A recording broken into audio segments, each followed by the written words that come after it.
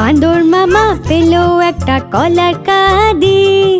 কলা দেখে বাঁদর মামা লাফালো খুবই।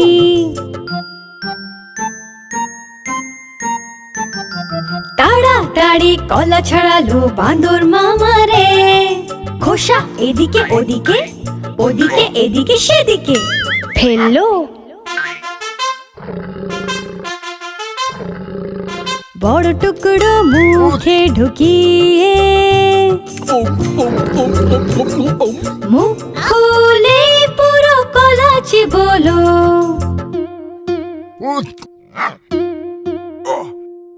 এক টুকরো গলায় আটকে হলো মুখটা লাল নীল।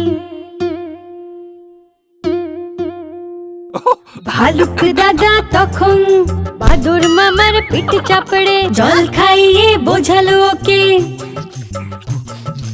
মুখে খাবার কখনো বেশি নিও না, ছোট টুকরো নেবে, মুখ বন্ধ করে চিবোবে। মুখে খাবার কখনো বেশি নেবে না, ছোট টুকরো নেবে, মুখ বন্ধ করে চিবোবে।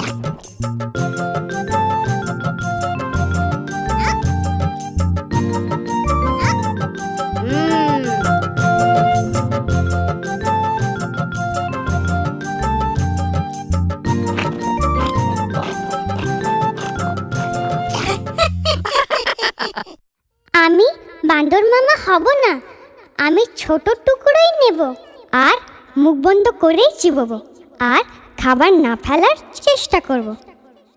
তোমরা তোমাদের খাবার কিভাবে খাও কমেন্টে লিখে আমাদের জানাও।